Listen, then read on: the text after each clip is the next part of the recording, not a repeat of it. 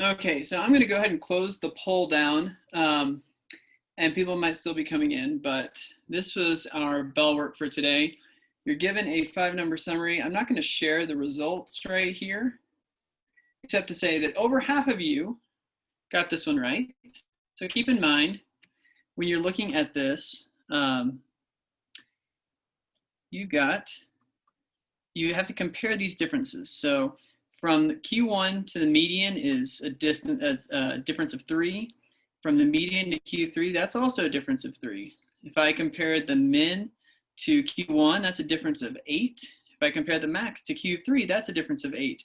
So it's looking like the differences are the same on both sides. So this would tell me, most likely, even though we can't see it, most likely this is unimodal and symmetric. It's not skewed. And we have no indication that it would be bimodal. So that, and one thing that might tell if it's bimodal is if this gap right here, 3, if this was flipped and it was 8 right here and then 3 right here, it could be bimodal, but I wasn't trying to trick you too much with this one. Okay, so that is what we've got with our bell work today. So I'm going to have you guys start off by going to Desmos. Don't leave right away. Now, I do have something to share in the chat. Okay, so there is a link that hopefully is a direct link, and otherwise you can go to desmos.com and type in this code right here down in the chat. But when you get there, you can just go through fairly quickly slides 1 through 4 and stop at 4.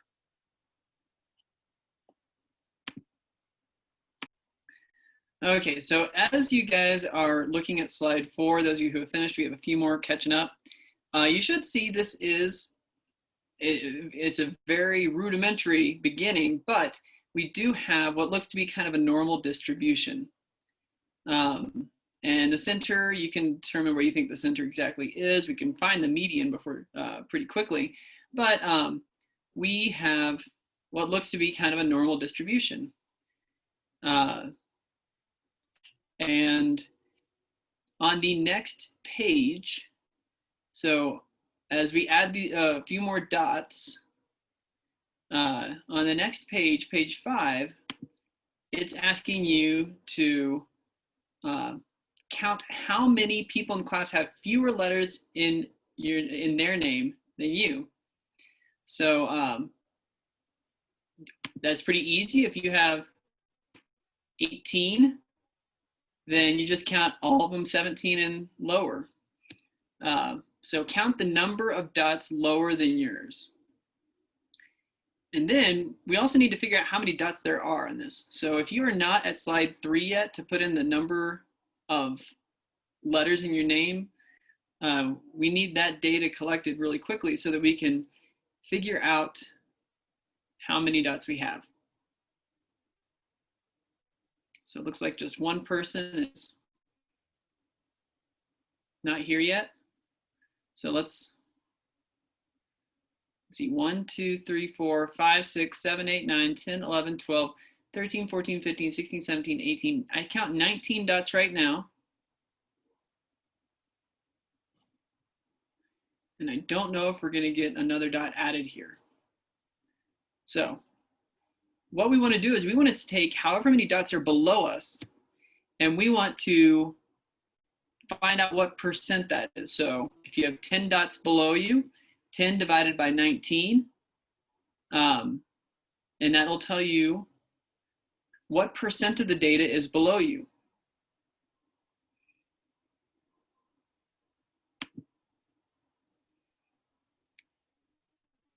Okay, so you can see on the next page, I can see your responses, and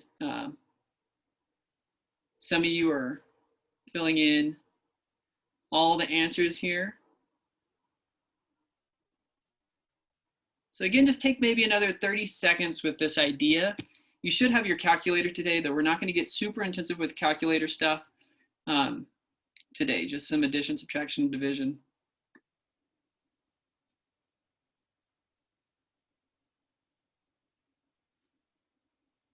And if you have already finished on slide 5, on slide 6, go ahead and come up with a response for what you think a percentile is.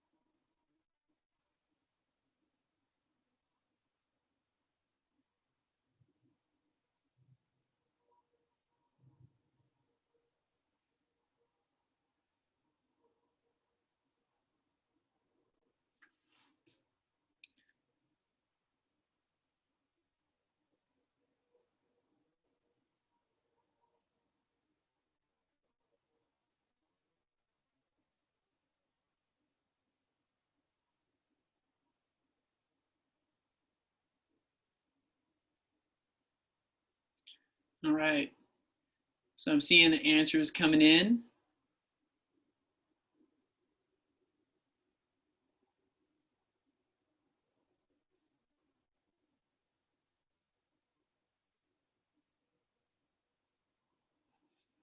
All right, I'm going to read a few of these as they're coming in.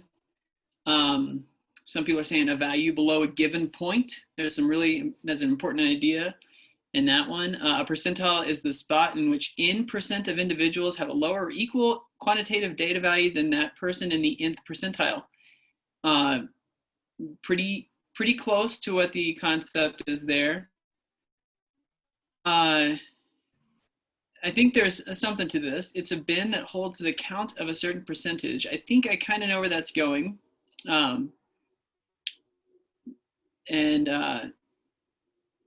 Let's see if there's any other good values or any other definitions to share.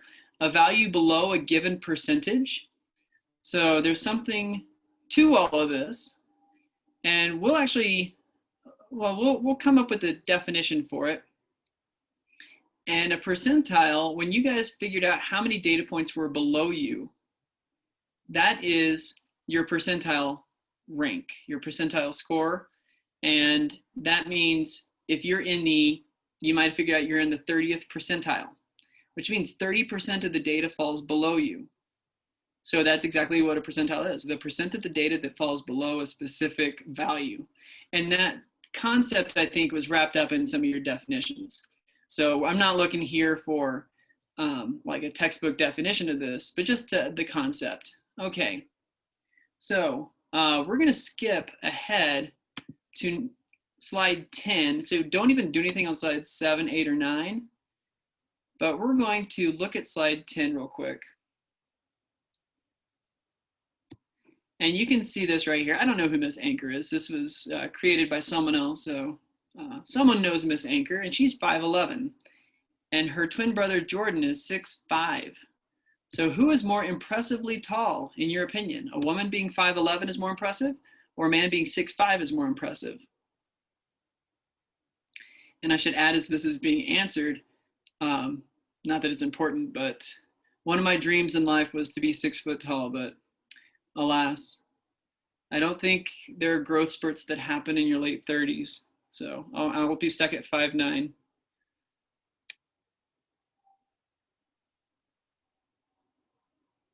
And I know if any of you are tall out there, you might tell me being tall isn't all it's cracked up to be, but anyways, the results right now, most people think that the woman being 5'11" is more impressive. There's a few students think that the 6'5" male is more impressive. And when we say impressive, we have a specific meaning for that, because either one of those people would tower over me. So I find them both impressive, but we have a specific meaning here. Okay, so what I want you to do is skip over to slide 11.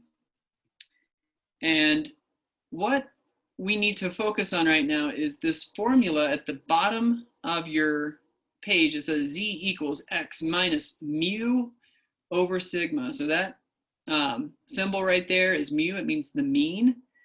And sigma is the standard deviation. We're kind of doing things a little bit out of order today, but you can see in the question above, in the information above, how that works. So what I want you to do is use this formula, knowing that Miss Anchor is 71 inches tall, and for her brother, he's 77 inches tall. You can plug those data points in, and X is going to be that data point. Mu is the mean that they give you, and sigma is the standard deviation that they also give you. You can figure out a z-score. And we'll talk about what a z-score is exactly.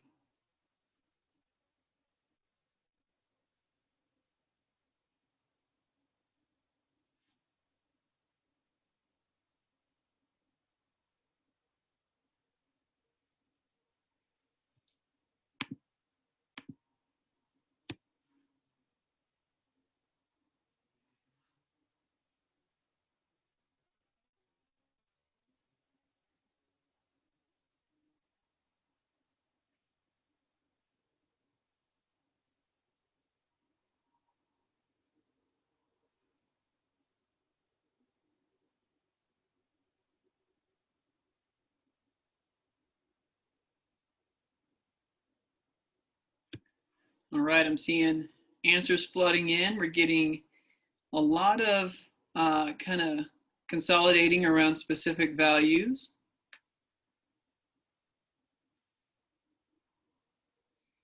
And what we want to make sure of, if you are not, I'm seeing some other answers, so just to help out, when you look at that formula for z, what we're solving for is z.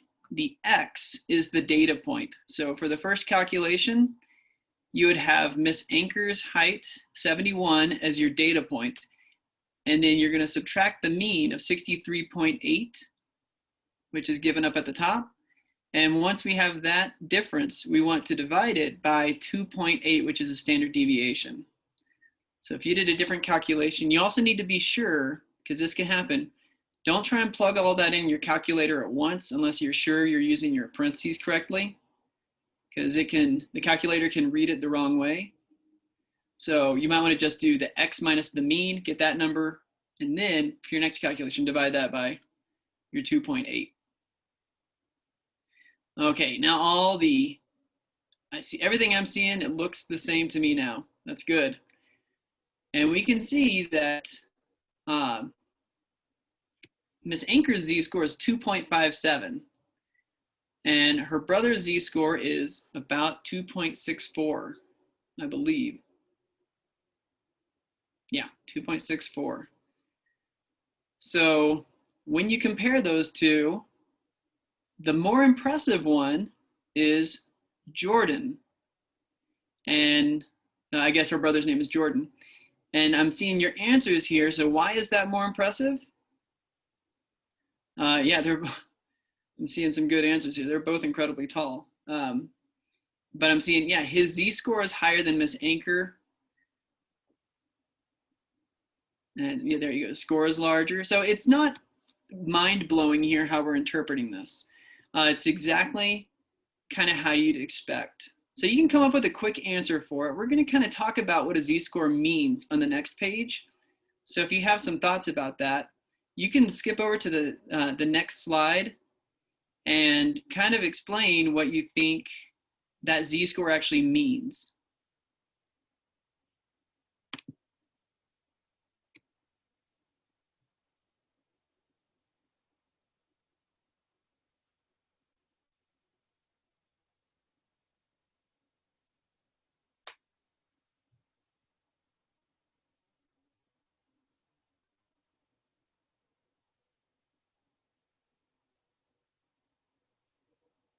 Okay. So you guys are beginning your answers there. I'm seeing some really good explanations and thoughts coming in.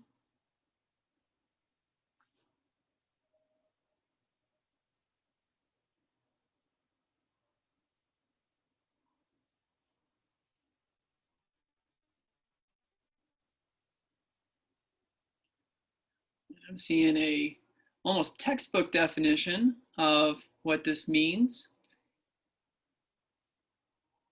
So I'll give you guys another 15 seconds to put your thoughts down, and then we'll talk about this more.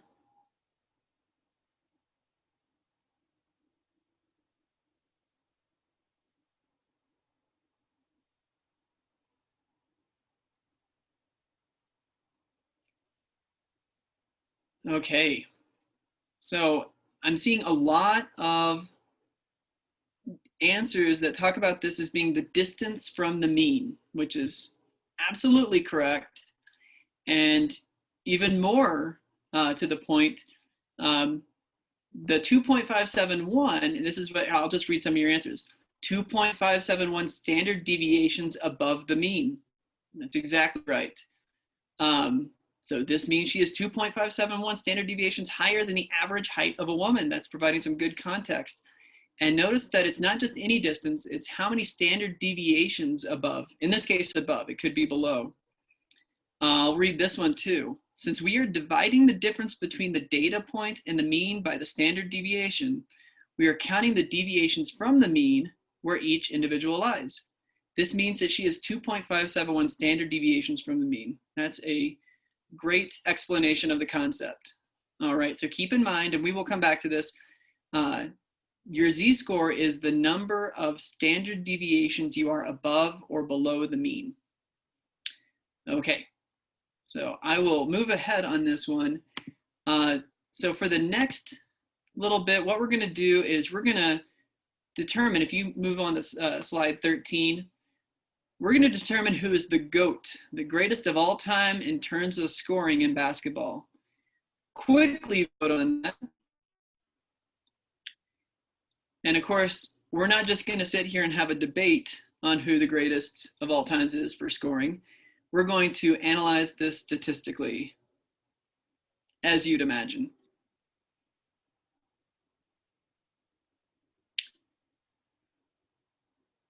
Okay, most people have answered. If you have answered, let's move on to the next page.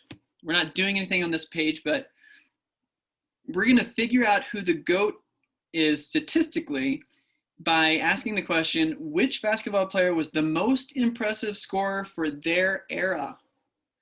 Okay, we can't just compare the raw numbers. We need to compare it based on the era. And we're going to calculate each player's z-score for points scored per game. The next slide is where you're going to be doing your calculations. You don't have the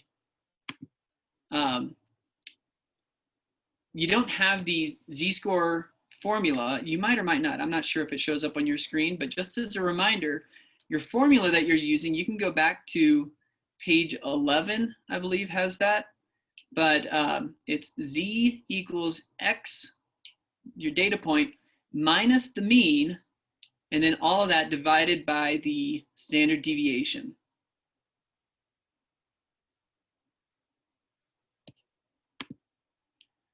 So take some time, find all three z-scores, and then we'll debrief on that.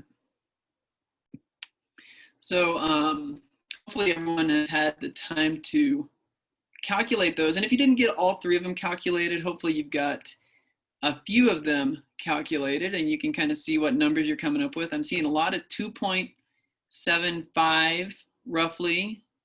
It's the way I'm looking at the screen, it's hard to see. But yeah, 2.76, there it is. For Wilt Chamberlain, 3.6, 3.63 in that range for Jordan, and 3.4 for LeBron. Okay, so the next page. This is where, and some of you are already starting to answer that one. It's just a fill in the blank on this. So how many standard deviations above or below the mean? Well, in this case, we can say that they are above the mean, okay? And we'll talk about this later, but it's a positive z-score, which means they are above the mean.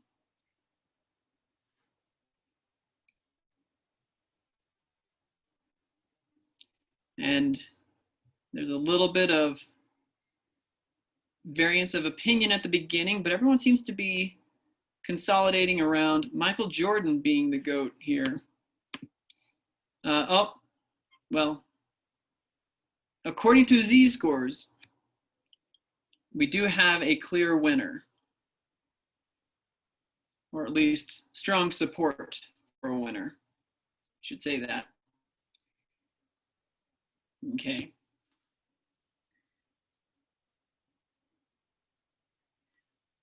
So I don't want to spend too long on this page, just maybe answer a few of these, give your response, and then let's go back to Zoom as soon as you've got this answered. Okay, so yeah, one person is still holding out saying that Wilt was the best, but remember what we're going to talk about especially is that the further you are from the mean, the higher your z-score, the higher the absolute value. That's how unusual you are compared to the average player in this case. So Jordan has the highest z-score. All right, let's go back to our presentation. So at this point, you guys can leave your browser, come back to Zoom, and we will look at some ideas.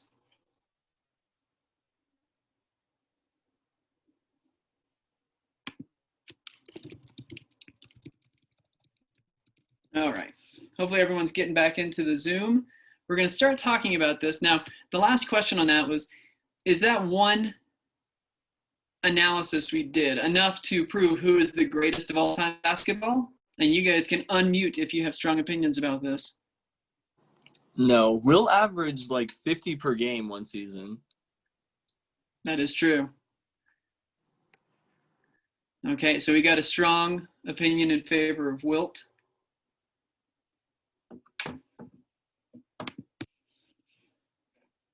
Okay, maybe not very strong opinions on this particular topic, and that's okay. But I think it's fair to say you can't just look at z-score, just one particular z-score, and make a final determination. This settles it once and for all. There's complexity to issues, but z-score is a way of analyzing this statistically. Okay, so a percentile. This is just to kind of recap some ideas. Make sure you're getting back into the Zoom. A percentile is a percent of observations, whether from sample or population, that fall below the observation of interest. So if you score in the 98th percentile for your statistical knowledge, that means 98% of people have less statistical knowledge than you have. And by the end of this class, you will be right in that ballpark, guaranteed. Okay. So here is the normal distribution model. Now, don't get caught up on these numbers. We're going to go over that. Today, it's going to be a lot of conceptual stuff. We've already practiced with z-scores. I think we'll do a little bit more of that. But for right now, just kind of focus on the fact that we have this smooth curve. You don't see a histogram right now. A model is a curve, also called the bell curve. Okay. Let's see. So when we are comparing a histogram to a model, remember a histogram is just a bunch of bins of data. And a histogram, if I draw one on here real quick, could look like this. I'm gonna make it, I'm gonna do this as quick as I can, all right? So this is symmetric, it's unimodal, and if we were to draw, we would call this approximately normal. And now we could draw a model of a normal distribution on top of it. Okay, so that curve now is the model of a perfectly normal distribution that we are going to superimpose on this. All right, I'll clear that. And let's kind of go through this. So when we're looking at approximately normal, technically there shouldn't be outliers, but generally don't worry about that. If you have a distribution, just kind of look for it to be unimodal and symmetric. Okay, the distribution will have a mean and standard deviation, and those are called statistics. The model, that curve, has the same mean and standard deviation. The difference is that the mean and standard deviation of the model are called parameters. Now those numbers are not, if this makes sense, they're not coming from the data itself. We are now using the model to kind of model ideally what should happen using those statistics. And so the parameters relate to the model, and we have different terminology for them. We've got X bar for a sample and S for the standard, and that would be the sample mean and sample standard deviation. For the population, it's mu and sigma. Now you don't have to call this mu and sigma typically, you can still just call it the mean. And you could call this the standard deviation. But yeah, we do have different terminology for it, and we'll go into a little bit more why. So your normal model will be notated this way by having an n and then the mean and the your standard deviation. These would be actual numbers. So we'll get some practice with that real quick. If we look, no, I didn't want both of them. So for this one, how would we notate or denote the model for a distribution with a mean of 45 and a standard deviation of 2? Anyone who wants to annotate on the screen to show that, just let me know.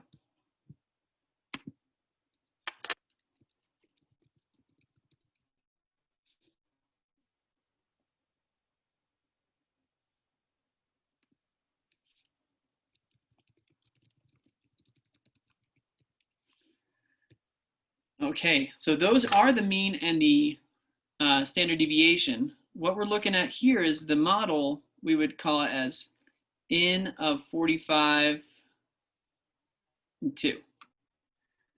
So it's just important kind of to recognize this notation so that if you saw n 45, 2, you'd say, oh, that's the mean. And here's my standard deviation. All right. So it's kind of looks like an ordered pair, but that n in front tells you it's describing a normal model. Okay, and I can skip over the next one, or I'll just do it really quickly. All right, so again, if you had a model with a mean of 143.8 and a standard deviation of 33.61, you would want to have notation for that, that it's 143.8. Oops, didn't want to close the parentheses yet. And 33.61. And that would tell us everything we needed to know. We are going to do a lot of calculations, and those are the only two numbers we really need. Those are the two biggest numbers we need, I should say. Okay. So here's the big question, which is why do we need a model which is actually normal as opposed to just approximately normal histograms? So another thing I should point out is that normal is almost always capitalized. So right here, that N right there, maybe should have been capitalized, or that's how you see it all the time. So don't get freaked out by that. And that's why I typically capitalize it. The reason that we need a model is that we're going to be doing a lot of calculations based on the area under the curve. Now, these calculations require calculus, which luckily we're not going to have to do. This is not a calculus class. We're going to use our calculators for it, but understand that there is a way of solving this with calculus. The answers are all based on mathematical rules from an idealized distribution that is perfectly normal. All of our distributions are approximately normal, but the normal model is perfectly normal. The true percentile rank from the data might be slightly off from the model, but there's no quick calculation. So having the model gives us a very close approximation. Okay, so that's kind of the reason why we use a model for this and why we end up using parameters. Hopefully it's kind of a little nuance there, but hopefully it's making a little bit of sense for you. Okay, so the z-score, you've already seen this formula. This is our method for determining how unusual a point is. We've already gone through the activity for this, so we might do this a little bit fast. So if on a particular test you got an 85 and the average was 75 and the standard deviation was 7.5, you can figure out your z-score. You don't need to do that right now. I actually have it calculated right here. So it's at 85 minus 75. Your score minus the average divided by the 7.5 gives you a z-score of 1.333. We'll talk more about what that means. Now, a key thing, it's underlined in bold, so you know it's important. Z-scores can only be calculated when the distribution is approximately normal. Remember that. Okay. So the key takeaway, and we already talked about this, is that z-scores tell us how many standard distributions, no, standard deviations. I should have corrected that. Standard deviations, the value is from the mean. A z-score can be positive or negative. I'm just going to do this to correct that a bit. It can be positive or negative. Of course, positive means that the data point is above the mean. Negative means that the data point is below the mean.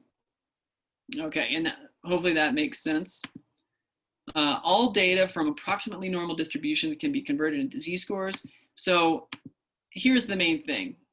This allows us to compare across different data sets, like we just did with basketball, different eras. And another name for a z-score is a standardized score. So the next time someone tells you you can't compare apples and oranges, just say, yeah, you can, just use z-scores.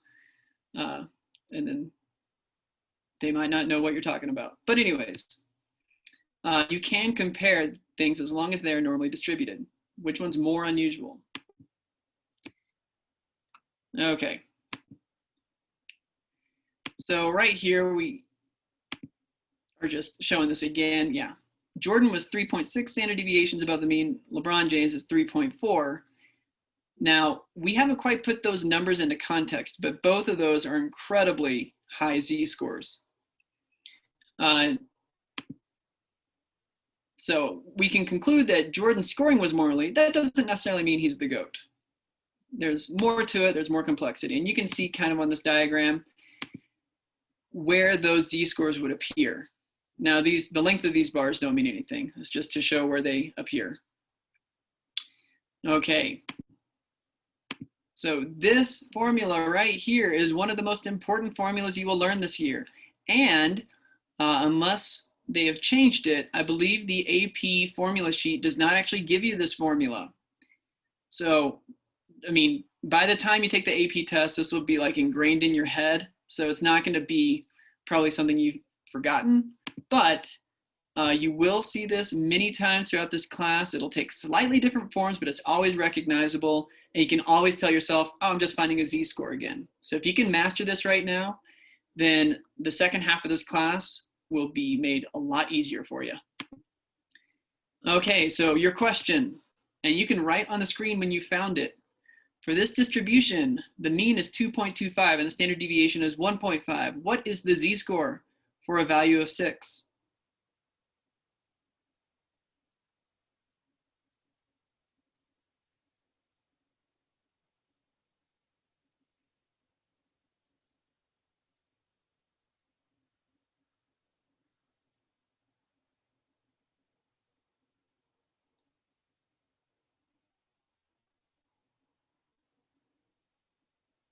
So I'm not looking for, I'm seeing a bunch of lines showing up. The question is, what is the z-score? All right, there they are. You can just put it around the side. Okay, so I'm seeing the answers. We'll just call that good. So stop annotating at this point, and I'm going to reveal the answer. Ready? No, I'm not ready because I'm still annotating. Here's the answer. So it was a trick question here. But sometimes we need a little trickery in our lives just to drive a point home. This is skewed right. At that point, any distribution that's not approximately normal, we just throw all of this concept out the window. It doesn't matter at all. Okay, so that's how we would approach this problem. All right, so hopefully, I know I was tricking you with that one, but hopefully you guys understand why. Okay, so keeping with basketball a little bit, in the 2022-2023 season, this is a true prediction, so don't worry, this is definitely going to come true. Luka Doncic will have a z-score of 3.5 for a scoring average. I am from Dallas, I should mention, so that's why I picked Luka. The mean scoring that year will be 9.7 points per game with a standard deviation of 5.8 points per game. How many points per game will Luka score that season? So I wanted to talk about this one because this is not the same type of question that you've already answered. And I'll start off by just writing our formula.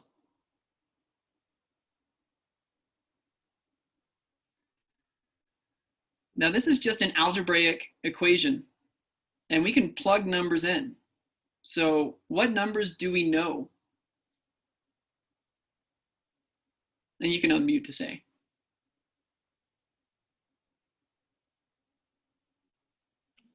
The mean and standard deviation. We know the mean and standard deviation. Let me plug that in. The mean is 9.7, so the standard deviation is 5.8. What else do we know? The z-score. The z-score, and that goes right here, 3.5. So what we don't know, maybe the better question to ask yourself at the beginning is, what do I not know? What I don't know, and that should be a minus sign, is his actual scoring average, points per game. So keep in mind the whole point of this problem, and at this point we can go through and do the algebra. I'm not going to go through the rest of it from here. But what I'm going to do is, I've already done the algebra, and you can see it. The whole point of this is that sometimes if there are 4 values we need to know, 3 values we need to know, and 1 we can solve for, just plug them in correctly. You've done problems like this in other math classes, so just be aware. You could have different questions come up related to z-scores. So there you go. I'll also say when I set this problem up, I didn't know it'd turn out to be exactly 30, but it worked out nicely. So here you go. Now we have another scenario. And okay, you've got a cousin. She does high jump. You do 100-meter sprint, 100-meter dash. And being competitive, you guys are trying to figure out whose accomplishment is more impressive. We've already done stuff like this, but there's a reason we're looking at this problem. I kind of wanted to go fast, and you already kind of know the process. So maybe the first thing we need to do is realize that we need to convert this 5'2" into inches. And we want to calculate her z-score for her high jump. Okay, so high jump is 5'2". Well, let's see, 12 times 5 is 60 plus 2, so 62 inches. With the average high jump being 4'10", and that's 58 inches.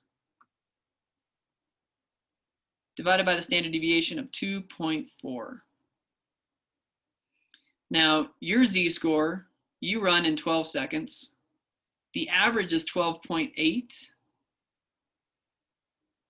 And the standard deviation is 0.45.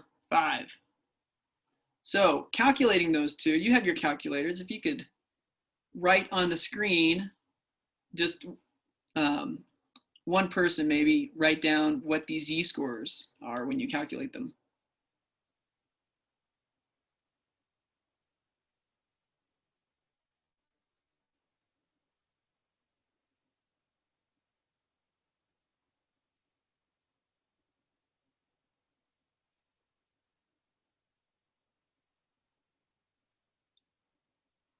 Okay, very good.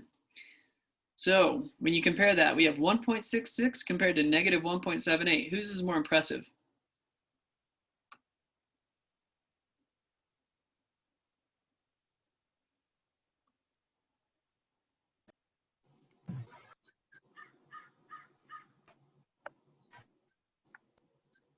The runner. See you trying to unmute. Are you having trouble there?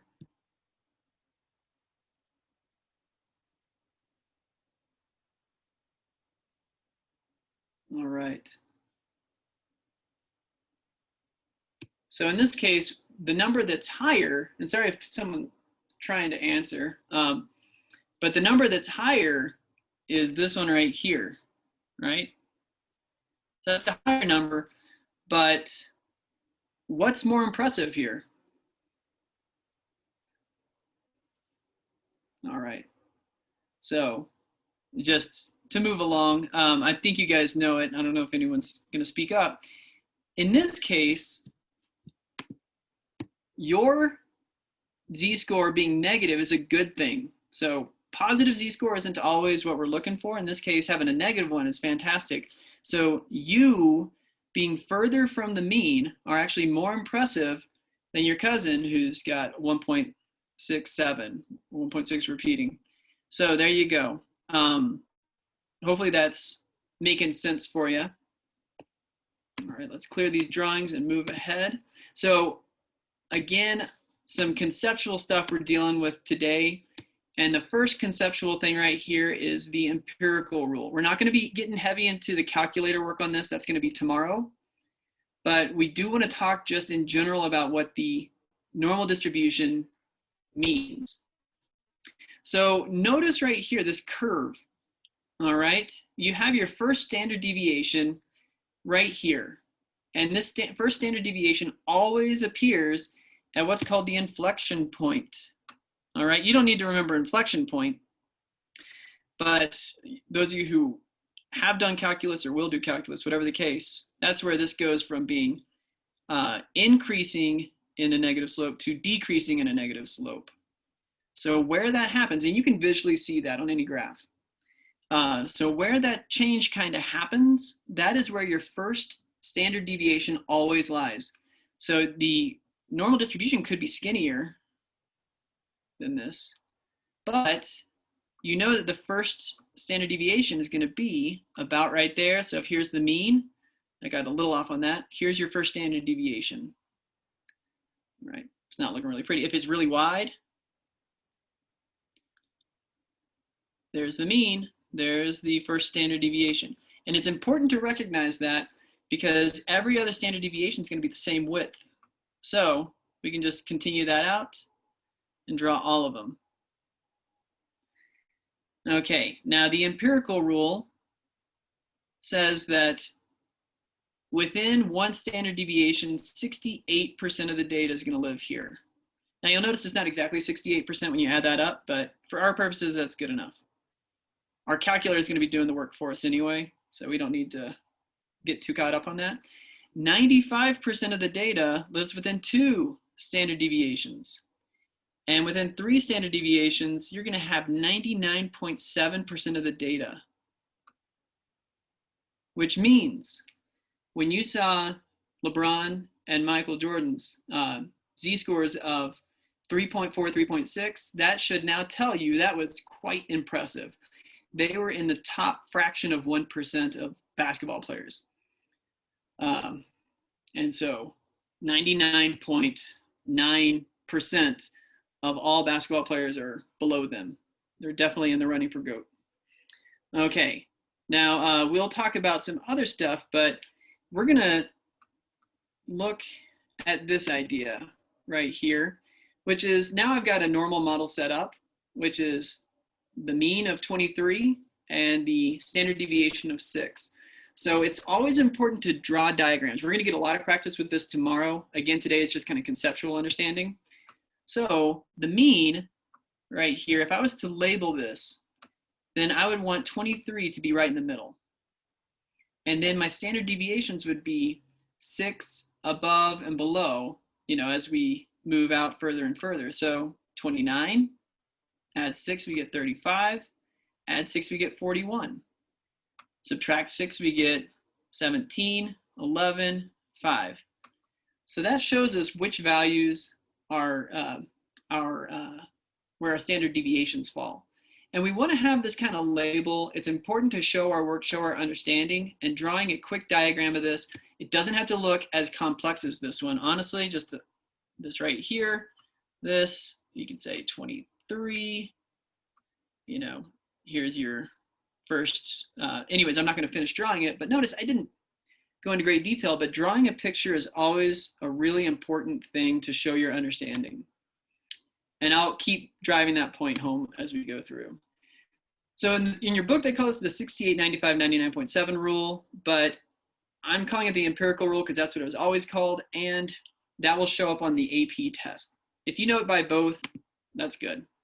And we already talked about this, but that's how the data falls. And you can see anything outside 3 standard deviations is highly unusual. So why is it called the empirical rule? Now, you might know empiricism means it's coming from evidence, observations. So we're going to look at some observations here. And this is called the quincunx. I don't know if it's supposed to be pronounced differently, but it's kind of like a Plinko board if you ever watch Price is Right. So I'm going to speed this up, but these balls, they fall and they can choose to bounce when they hit one of these pegs. They can bounce left or right. And as they go back and forth, they tend to fall in the middle. Now, they didn't just look at, this is also called a Galton board. You can see that up at the top. They didn't just look at a Galton board and come up with all the math based on this. There's a lot of distributions that are approximately normal. So we'll just leave this going for maybe another 30 seconds and see what this looks like after that time. You can already see what's happening.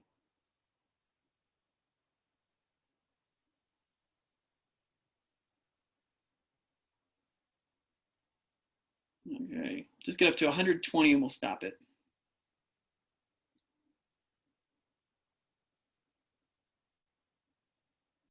And 120 wasn't like a magical number, it's just a good stopping point.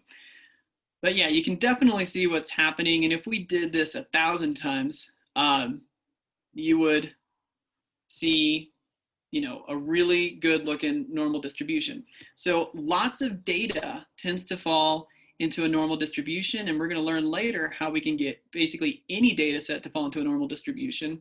That's much later, but it is empirically found because it just keeps coming up over and over and over again. So these rules were developed because of that reason. Okay. So this is a brief aside, but I think it's something truly fascinating, and hopefully you guys find it interesting as well. You are maybe familiar with Pascal's triangle, and this shows kind of binomial expansion and polynomial expansion here too. You might know about that. So 1, 2, 1 is your x squared. This is x cubed and stuff like that. So you can see polynomial expansion here, but that's algebra stuff. Let's step away. Let's go into statistics. And what these numbers represent is the number of unique paths that can lead to this point. So I'm not going to come down here. I'm not going to find 70 different ways, but 6. I think we can handle that. I'm going to show you all 6 routes that you can go. Imagine that this is a ball falling at the very top, and from this peg it can go left or right, just like the Galton board showed. So you can go left or right. And so from here, it went left, left, right, right. We got to 6. And then it went left, right, left, right. Maybe the next one went right, left, left, right. The next one went left, right, right, left. The next one went right, left, right, left. And the last one went right, right, left, left. Now those were all unique paths that we did, and those are all the unique paths that you can take. If you counted that up, that's 6 unique paths. So you could play with this if you are into that or very bored, and you could find all the different paths that lead to these. And that also shows why when you go down maybe to this one right here, why is there only one path? Because the only way you can get there is if you go left every time. If you go right at all, you can't get to that. So the Pascal's triangle is actually recreating the normal curve. Again, that should probably be capitalized. Each number represents the number of unique paths, and that's why you can imagine drawing a histogram with these numbers on it in the bends, and that would be a normal curve. Okay, it's interesting. It's there's so much math that's hidden and shows up in Pascal's triangle.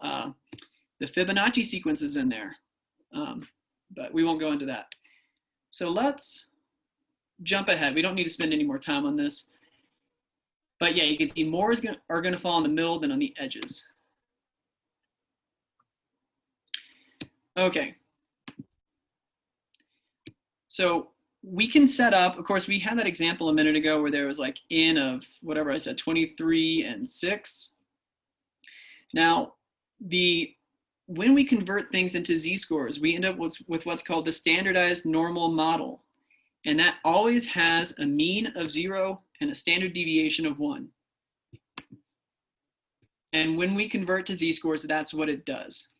And the standardized normal model is kind of where we're going to live when we do our calculations, okay?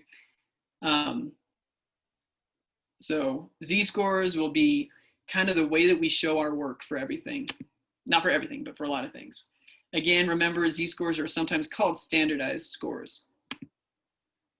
Okay, so with this, I have a poll I'm going to pull up. You don't need to write it on the screen. I want you to look at this question. And this is a conceptual one. Answer that.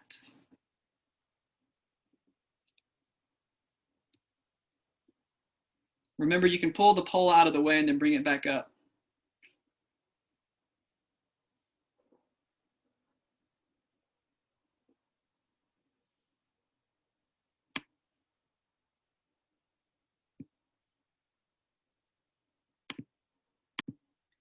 So the answer, and almost, the vast majority of you were doing well with this. Remember, just, again, most of you got it. The answer is this right here, C. But just conceptually to understand that, if the mean right here is 1,059, and it doesn't tell us what the standard deviations are, but it doesn't really matter. I know that 1,000 to 1,100 is going to be hovering right here around the mean, which is going to be the vast majority of our data. Okay, so conceptually, we don't even need to know the standard deviation to know that that range is going to be have the most data in it. Okay, so hopefully that is clear. And this one right here, when I say orange, I mean the fruit orange. Let me pull up another poll for that one. You can read it and answer the poll when you're ready.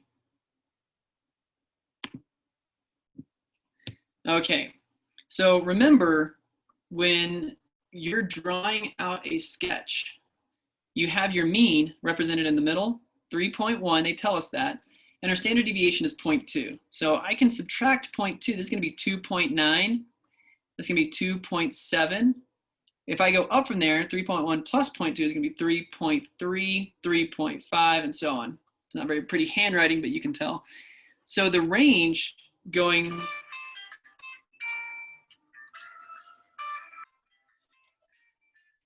what is going on?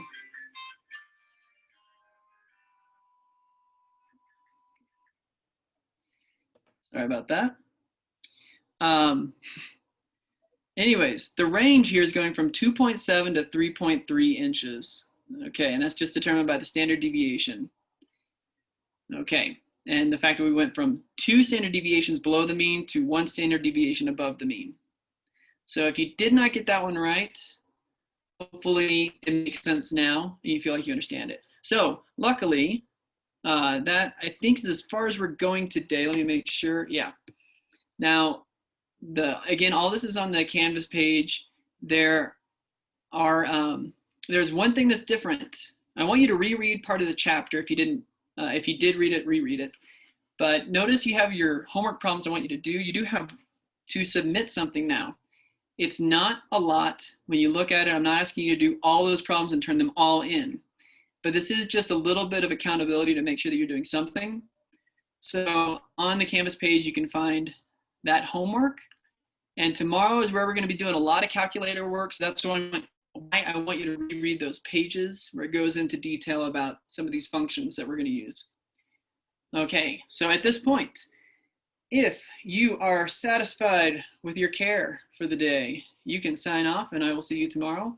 I will look at a couple of homework problems and we'll do that pretty quickly. So having said that, if you're leaving, goodbye. And if Bye, you're Mr. staying, Davis. all right, have Thanks, a good one, Mr. guys. Davis. Later. If you do want to watch this video later to get the homework help, of course, I'll post this. You can just skip to this part. So anyways, I'm going to go ahead and get started with the homework. I have a question really quick. Yeah, go for it. Okay, like to what extent of for like it can't be a normal model? That's a good question. So how much skewness can you have? I will say in practice, everything I've seen has generally said they don't get into that kind of gray area. Though there are statistical fudge factors, you can say, for if it's almost normal and like how you change things. That's more advanced statistics. But generally, for our purposes, it will tell you an approximately normal distribution, and you can say, okay, good. All my z-scores, all these calculations work.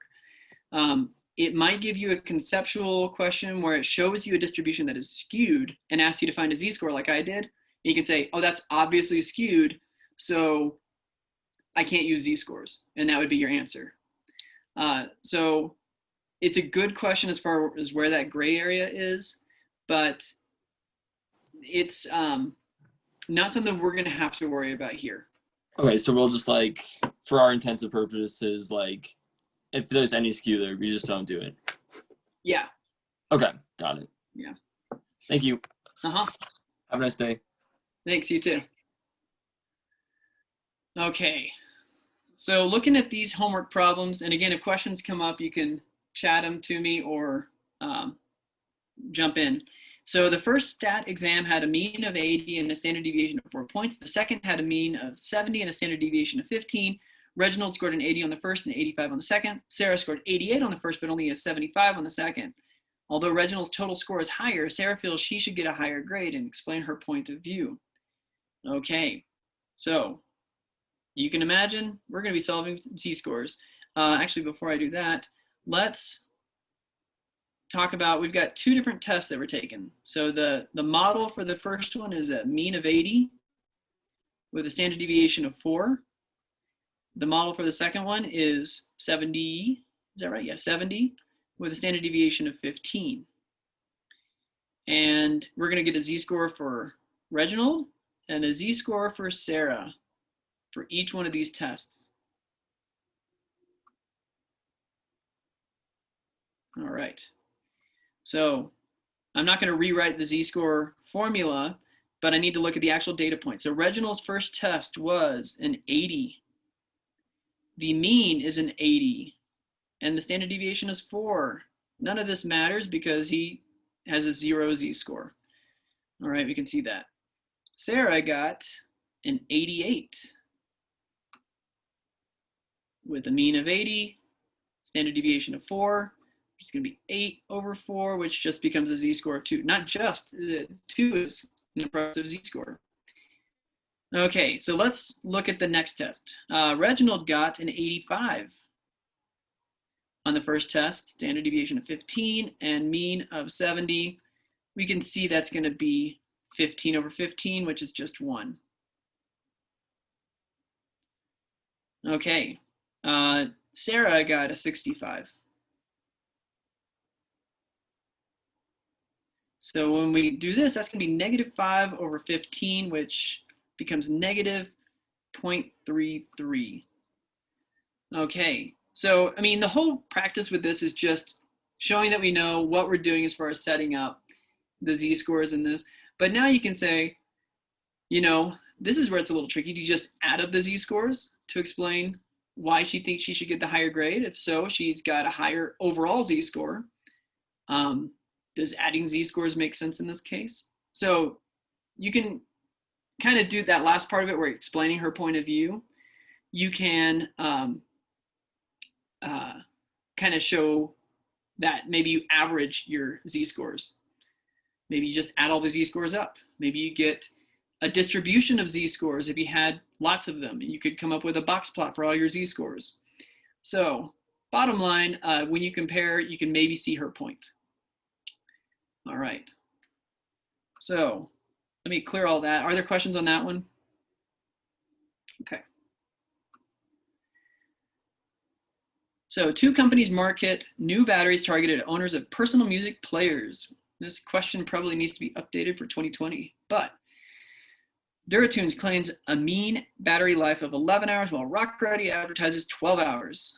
So the first question is, why do we need to know the lifespans, the standard deviations?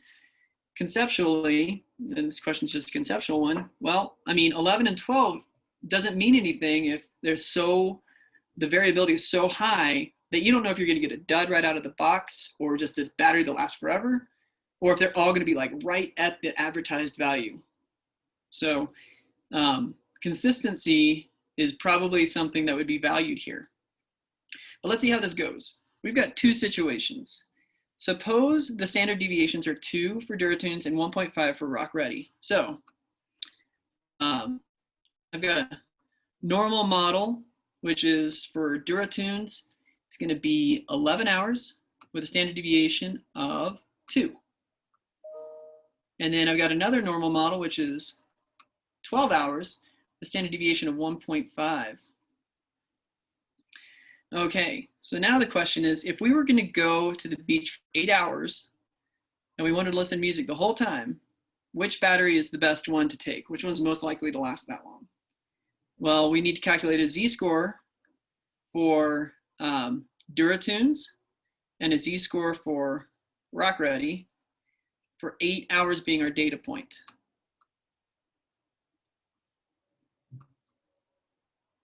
And again, 8 being the value we're interested in is going to determine how we do our calculation. So that's -3 over 2, it's -1.5.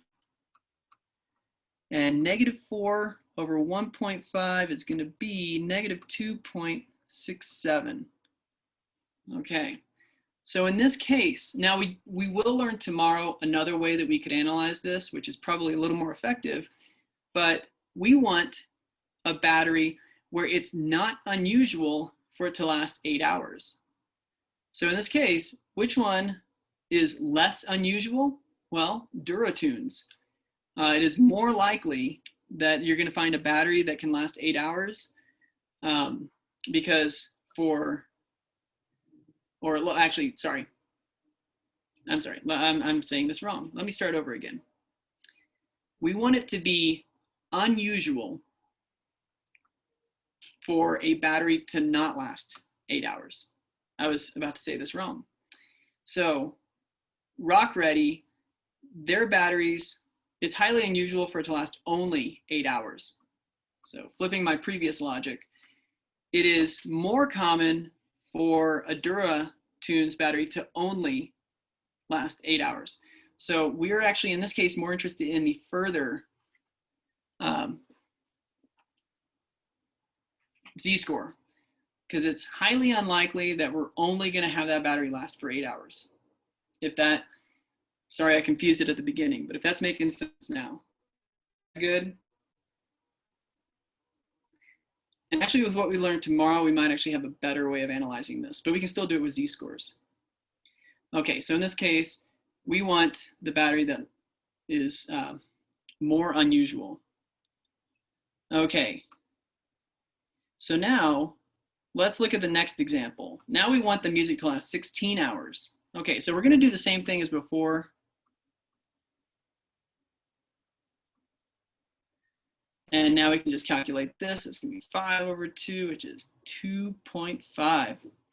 Now, this is going to be 16 minus 12, which is over 1.5. That's just 4 over 1.5. So it's the same value, but positive now, 2.67. Okay. Now, in this case, we want it to last 16 hours. So on the other side, if the Duratunes battery has a 2.5 z-score, that means it's highly unusual for it to last that long, but it's a little more common than it would be for the Duratunes. Did I mix up? Oh, sorry, I mixed up my letters. The DuraTunes battery is 2.5 Z-score, which is uncommon, but Rock Ready is 2.67, which is even more unusual. Now we want it to last 16 hours. Earlier, we didn't want a battery that only lasted 8 hours, so we wanted to avoid that. But now we want a battery that lasts 16, so we want to find the more common battery. In this case, DuraTunes was the better. Okay, so I hope I did not confuse you with that. I feel like I might have done that. So are there questions on that one? Okay, and if there are, and you just don't want to ask it right now, you can come back to that later. There's one more question, which is actually, it's really more of the same, but it's worth looking at. All these Z-score questions kind of are repeats. All right, so this is true data. John Beal of Stanford, California, recorded speeds of cars driving past his house, and he did this over a 2-month period. This is someone really committed. So we can see the normal model here was 23.84 with a standard deviation of 3.56. So how many standard deviations from the mean would a car going under the speed limit be? Well, the speed limit is 20. So now let's calculate a Z-score. It's going to be 20 minus 23.84 divided by 3.56. This is not something you're going to calculate in your head, but you can do that math real quick. If you want to plug it in, 20 minus 23.84, and that value divided by 3.56, I got negative 1.08. So it is going to be negative just under 1 standard deviation below, just over 1 standard deviation below the mean. And which is more unusual here, a car traveling 34 or one going 10. At this point, you probably know what you're supposed to do here. I'll just run through it. So again, we're going to have a Z-score for going 10, and we're going to have a Z-score for going 34. And so that's going to be 10 minus 23.84 all over 3.56. And then 34 minus 23.84, 3.56. Okay. So we can plug those numbers in the calculator.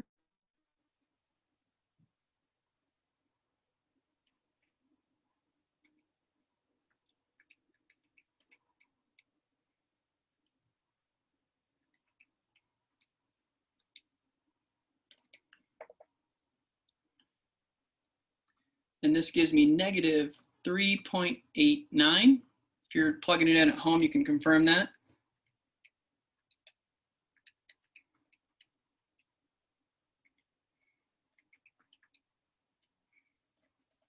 Okay, and that's going to be 2.85, according to my calculations here. So which one's more unusual? Well, even though 2.85 is the higher number, negative 3.89 is further from the mean. So that one is our more unusual. And so driving 10 miles per hour is less likely to be seen than your 34 mile per hour car. All right. And those are the homework problems for today, or the homework help for today.